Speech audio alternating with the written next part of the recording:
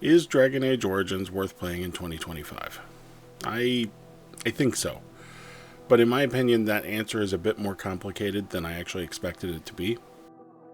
Dragon Age Origins is a game that I have attempted to play many times. In fact, I can't even tell you for sure how many times. Every time, somewhere between the race's background intro and the battle for Ostagar, I would bounce off. And honestly, I didn't feel much different this time.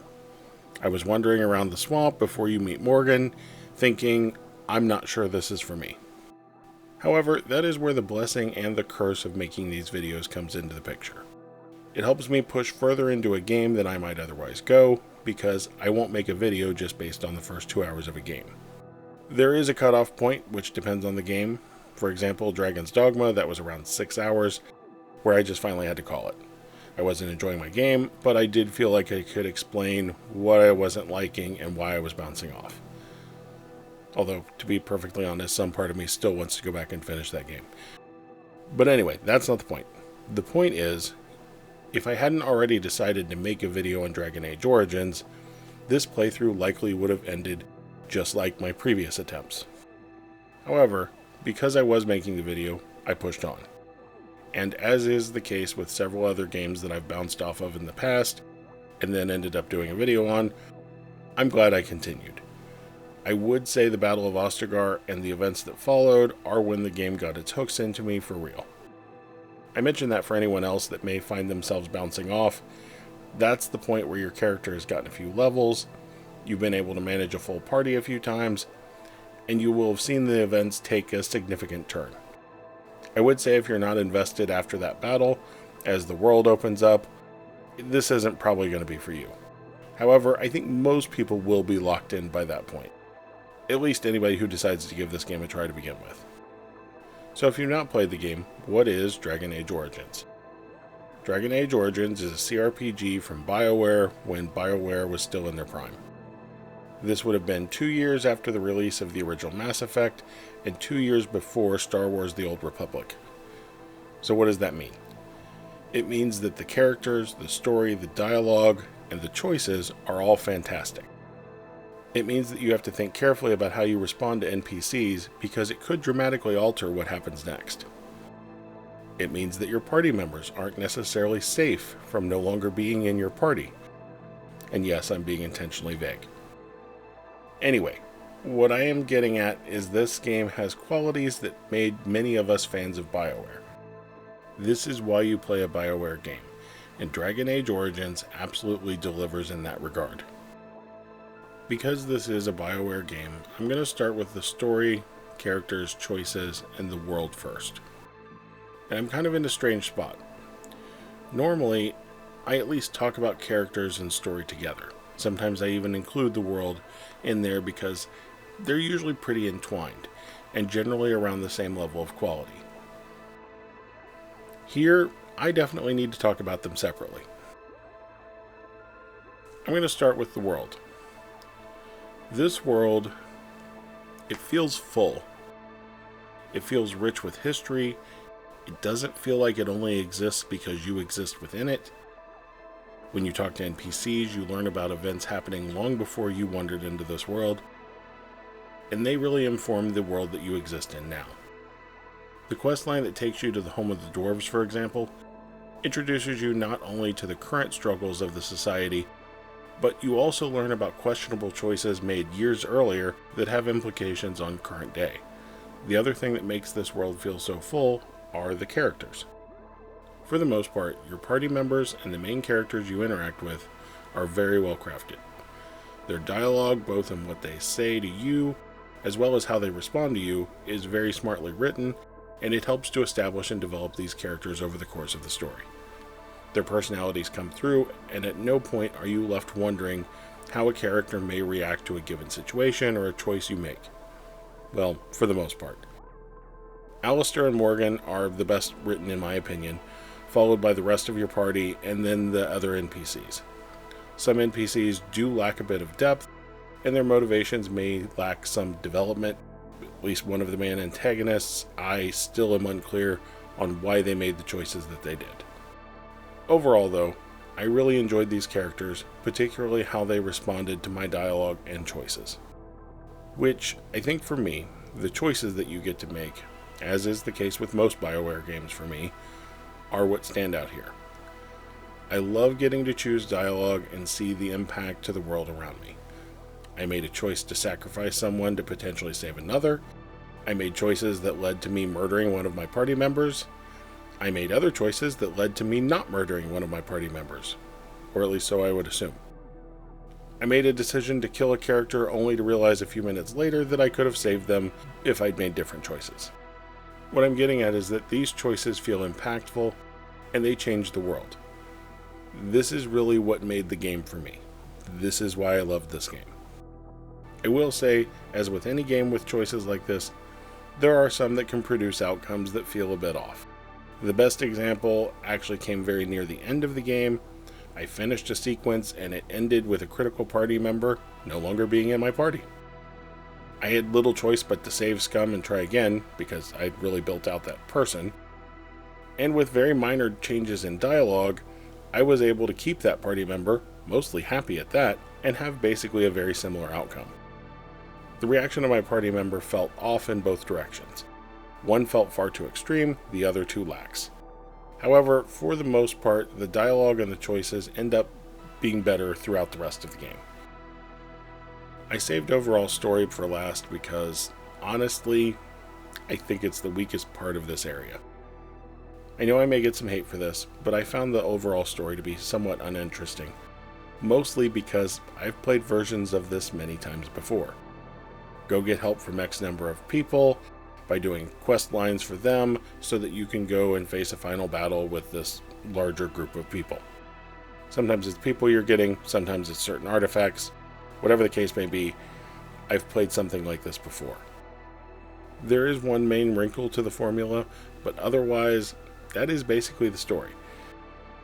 And this is why I had to talk about them separately, because I love this game and this world and these characters and these choices, in spite of the story. You could argue that the story and the world are essentially the same thing, and therefore the story is great. And you wouldn't be entirely wrong, but you wouldn't be entirely right either. I think the world building is doing the heavy lifting here, and the main plot line serves only to get you from point A to point B. And I think it only stands out to me here because the world is so deep. So with that out of the way, let's talk about combat, character progression, and the other systems a little bit. Combat is real-time with pause, CRPG combat. You have a party of up to 4, they have abilities which they can use on their own, or you can take control of them and select their abilities for them. There are 3 base classes at the start, and you have 4 specializations in each. Combat for the most part is going to be a lot of letting your party fight for a few seconds, pausing to use a few abilities on several different characters, unpausing for a few seconds, pushing pause again, adjusting your abilities, and so on, until you've downed most of the enemies on the battlefield, and then you can just let your party mop up the rest. There is a system called combat tactics used to give your party members a priority order to execute specific abilities on specific-ish targets. It's a fairly deep system, but I still could never really get to a place where I could really trust my party members to manage themselves. That could easily be a me problem, I'm not sure. So, pros and cons to combat. On one hand, I really enjoyed the challenge and the amount of strategizing I needed to do at some different points to figure out how to defeat these enemies. I used a fairly wide variety of skills to lock down certain enemies, I kited some hard-hitting enemies, I used line of sight to pull enemies back. I liked that I really had to think about combat, and if I didn't, the game would put me in my place. On the other hand, there are some significant difficulty spikes in this game. You can go from mowing down everything in your path to getting completely stomped in a matter of a few minutes. I also strongly dislike that I needed to use skill points to unlock combat tactics slots, making it feel oddly punishing to choose things like lockpicking instead of having an extra slot for my party members to behave the way I would like them to behave. Having them behave properly doesn't feel like something I should need to spend points to do. Combat also just felt tedious at many points. either because of the difficulty spikes or because there were just too many enemies in some areas, in my opinion. So for me, combat was a mixed bag. The systems in the game I also found to be a mixed bag. I enjoyed many of the abilities, particularly the mage abilities. However, I disliked the ability trees quite a bit.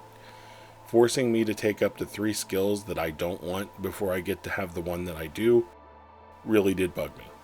Also, while specializations do add a bit of flavor, it's annoyingly difficult to figure out how to unlock those specializations that you want, short of just going to Google and looking it up. Itemization was actually another high point. It may be a low bar set by some recent games I've played, but I enjoyed that the items were fairly unique and not afraid to have some significant power gains for certain items. I did, however, find that some of the terminology on some of the stats, it was a bit confusing, even for someone who plays a fair number of RPGs.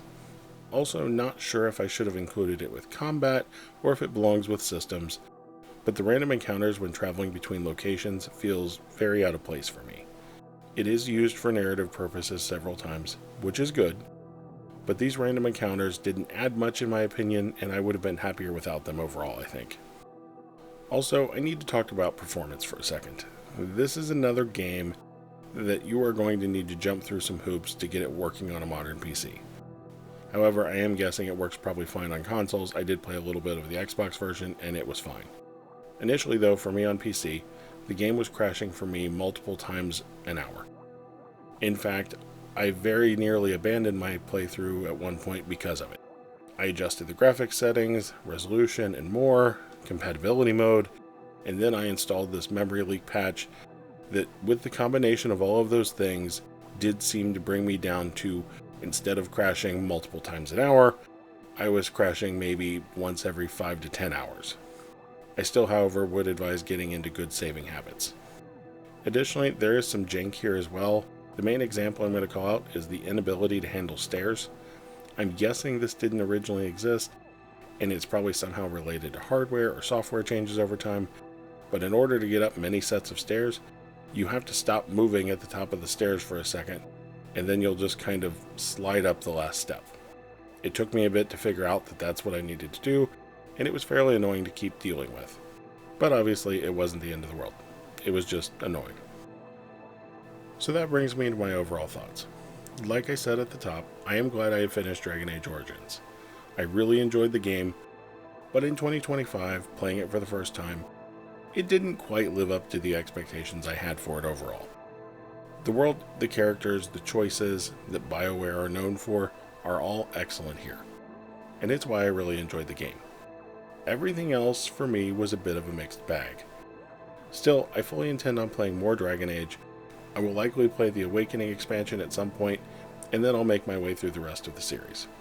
As for my recommendation for others, I recommend playing this game, essentially, if everything I've talked about so far has not scared you off. This is really going to be for people who love choices and love dialogue, for people that love character development and world development. However, anyone looking for this game for the combat, for example, you could likely do better somewhere else in my opinion. You also need to be willing to jump through some hoops to get this game working initially, because if you're not, the crashes are going to make this truly miserable, at least on PC. Like I said, console it's probably better. So that's where I'm going to leave it. Thanks for watching. Sorry for the delay between videos. Should get better now. And I will see you for the next one.